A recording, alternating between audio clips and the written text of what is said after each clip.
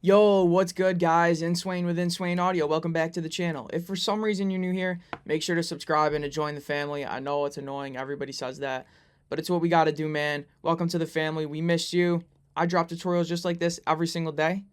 I don't know any other channels doing that. Maybe there is. Not many.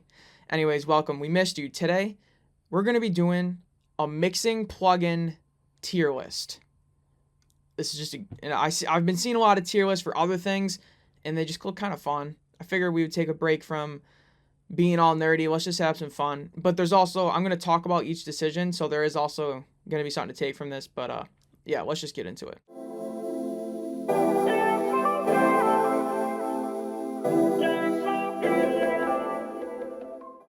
All right, so we got our tier list here. I'm feeling like a real YouTuber here. So what I'll do is we got S tier, A tier, B, yeah, you get it, you guys know. And then down here is all the plugins we have. I'm not going to do plugin companies or specific plugins. I'm going to do like the broad sense of the tool. So like compression, EQ, right? I'm not going to talk about specific ones, but I'll do that. I'll explain what each of these is, and then I'll say it again as I choose it. So what we got here, we got gain, bit crushing, multiband compression, stereo imaging, distortion, EQ, saturation, clipping, limiting, delay / echo, whatever you want to call it, tuning, flanger, phaser, chorus, amp simulators, de-essers, compressors, reverbs, metering, like LUFS metering, but metering in general, but usually LUFS, and a gate. Those are the categories. Let's get into it. All right, let's start off with a gain plugin. This one's hard because it's so simple and basic, but so important, but also you don't always use it. I'm going to just put gain at B tier. Is that crazy? I feel like just middle of the road. Like it's kind of basic, but it's also like that's kind of why I feel it's kind of important. I don't want to disrespect it, but I could definitely go without it. There's ways around it. Like you could just use a gain knob from another plugin. That's not really fair. We'll just leave it at B. Forget that one. Bit crushing, I'm going to put it at D. We're starting off with hot takes. The reason I say this is because we're talking about mixing. I barely ever use bit crushing in mixing. It's more so like a sound design production thing. I feel like if this was a production tier list, you could definitely put it up higher, but for mixing, it just, you could go without it. When you're using it, it's so, first of all, it's very rare, but it's also so subtle that you could kind of use a different type of distortion, I feel like. So I'm going to keep it at D. I like starting off with the hot takes. We'll get you guys hooked. Multi-band compression. This is tough. I'm going to put that A tier. That feels right because it doesn't work. Okay, we're going to run. It's running slow, whatever. A tier. Because I love it. It's like one of the most advanced tools. It's amazing. But it's one of those things where I don't feel like it's one of the tried and true classics. Like it's not an S tier because that's like, I don't know. I feel like you don't always need it, right? There's ways you can kind of work around it, but when you do quote unquote need it, it really comes through.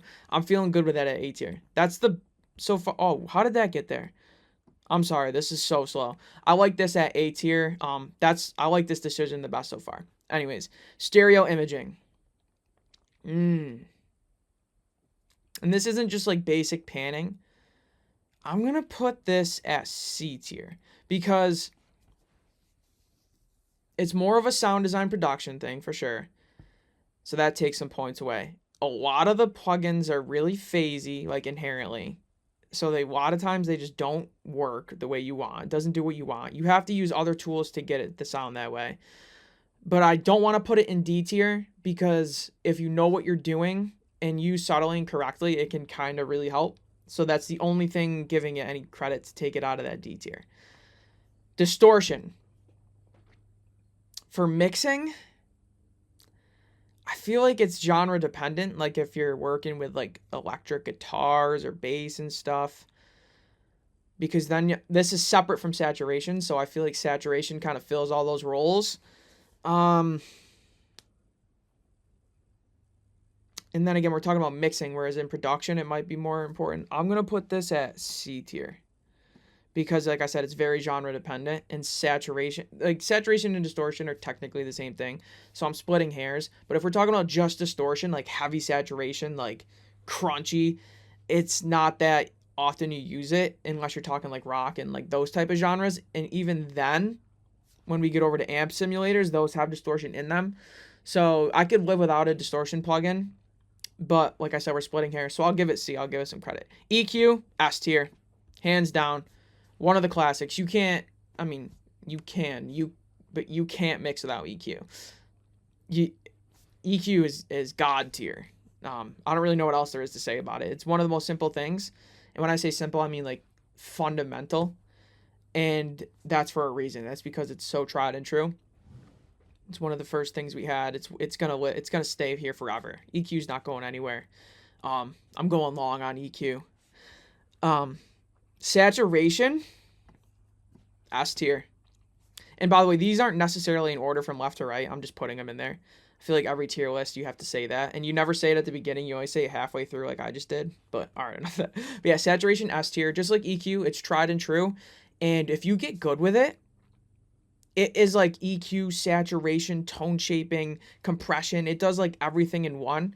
And I feel like if you were like the saturation master, it's almost like an art form in itself. You could kind of mix with just saturation almost.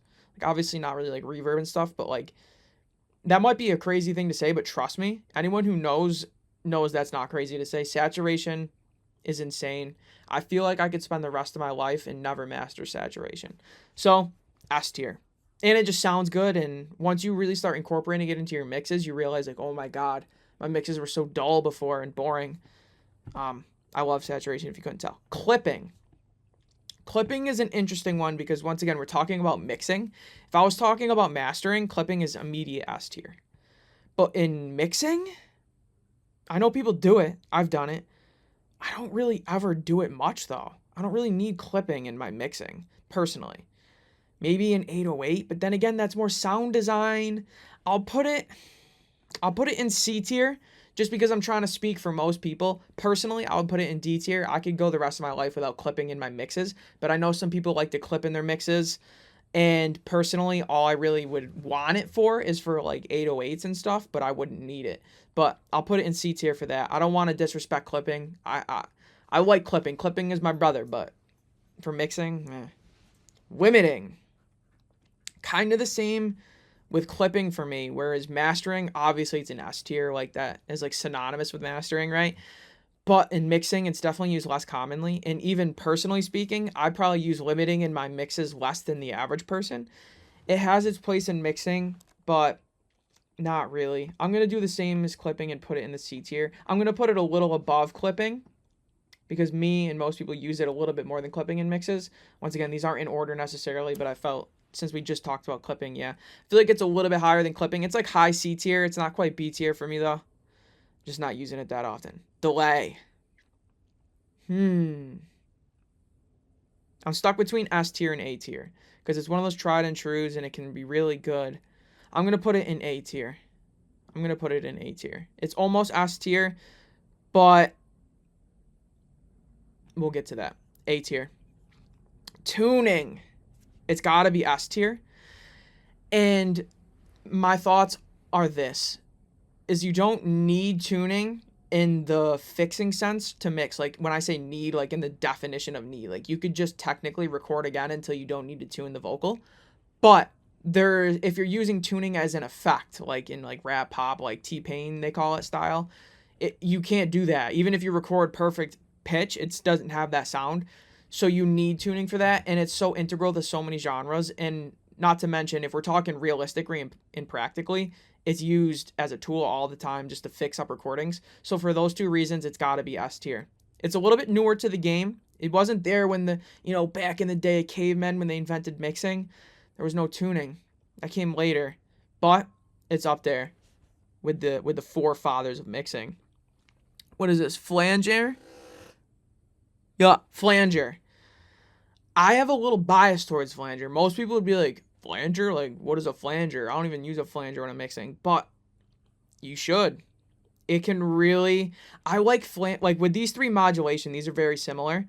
Flanger is my favorite because it's kind of like in between chorus and phaser in terms of like speed. I think, don't quote me on that.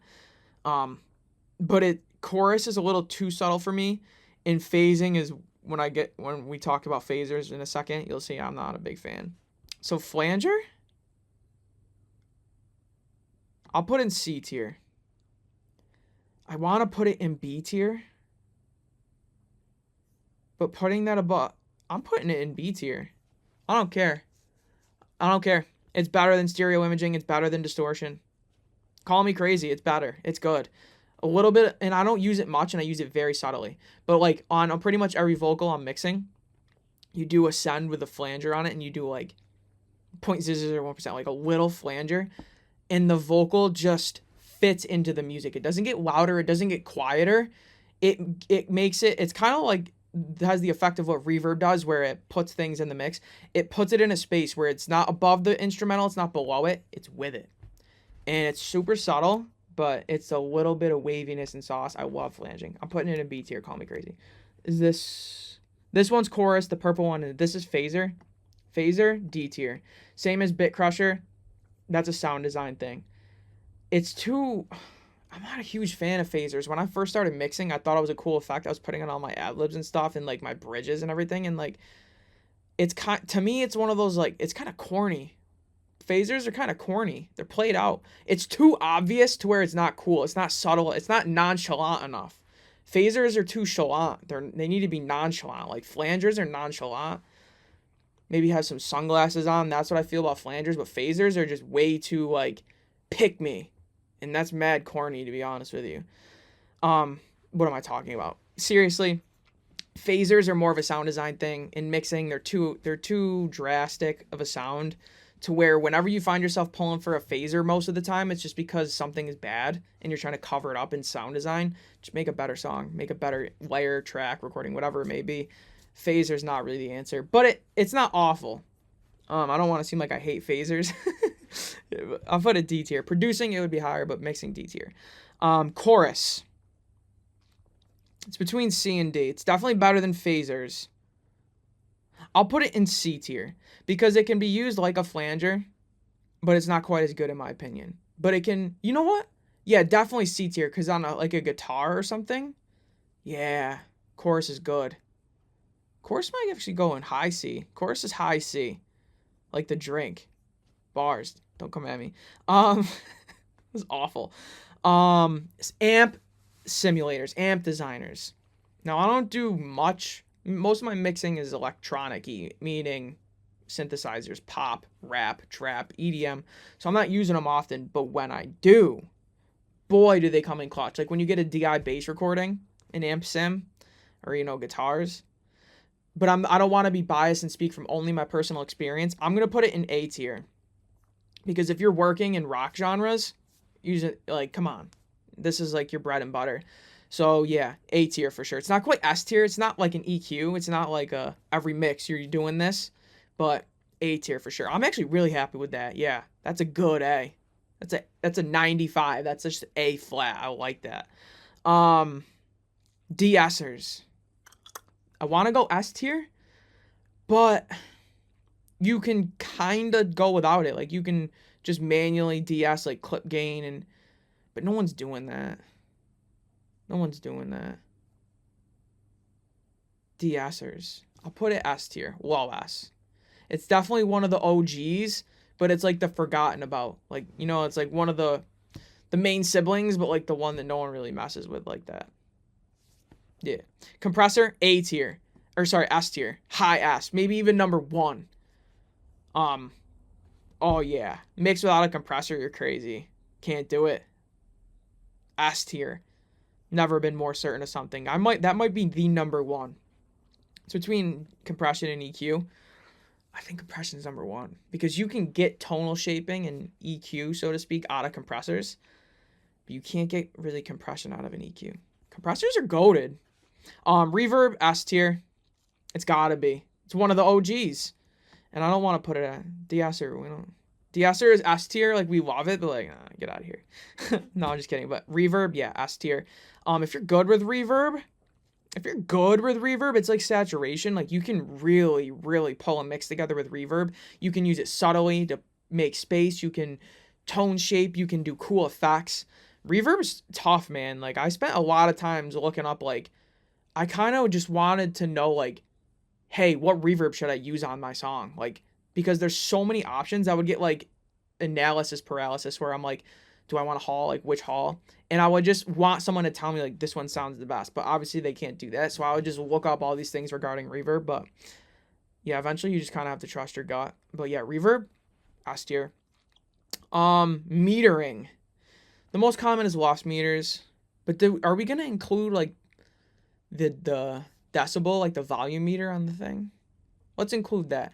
Just metering in general for mixing. This is hard because it's such a classic, but when we're working with like 32-bit floating points and clipping isn't really a problem, and we're talking about mixing, not mastering. In mastering, it would go up a little higher, but metering is D tier. You don't need it. If things sound good, who cares? Who cares what your wafts is? Even especially in mixing, but in mastering, like, yeah, okay, you could make an argument there. We'll talk about that one day, but in mixing, who cares? It's nice to know to like confirm what your ears are hearing, but I could live without metering. If anything, it might just be a hindrance to some people. Like, there's so many people that are wondering, like, what should this number say? You know what? Yeah, low D. Get rid of metering. Use your ears, guys. Gates. This is tough because I don't personally really use them much. I like to use the gate on the RVox though sometimes, and it does come in clutch when it does. But the thing with gates is, like, you can kind of get around it without one, but it's just going to take you a long time, and it might not be as clean. I'll put gates in C tier. I'll do it. Especially if you're mixing live drums, like acoustic drums, you're going to want them higher. I don't feel like they can quite get into B tier, but I'll do C tier. Not necessarily the lowest C tier, like probably here. I like that. So yeah, there you have it, guys. I have this like weird pet peeve. I see these tier lists and people will put like everything in the top 3 tiers, and it's like, no, it's supposed to be like evenly distributed. Like, you have the C and D tier for a reason. Like, anyways, feels like it's pretty evenly distributed. What do you think about this? I feel really confident about my S tier and my A tier. I feel bad about some of these. Yeah, I like this. I'm sticking with it. What do you guys think? Would you change anything? Did I forget something? Let me know.